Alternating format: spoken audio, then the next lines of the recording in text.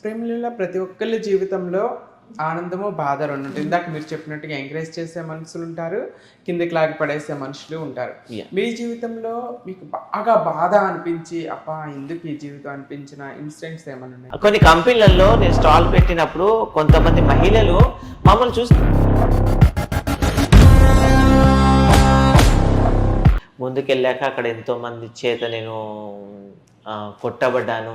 ఎంతోమంది చేత నేను చీదరింపబడి చాలా ఇబ్బంది పడడం జరిగిందనమాట. అలాంటి సమయంలో సెక్స్ నా పైన జరిగింది కూడా. కొంతమంది వ్యక్తులు నా పైన చేశారు.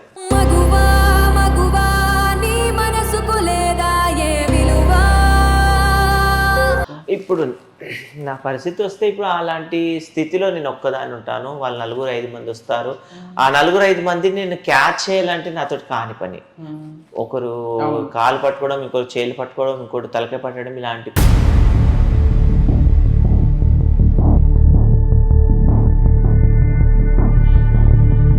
కంప్లీట్ ఇద్దామంటే పోలీసు నీకేం పని రాకనని నన్ను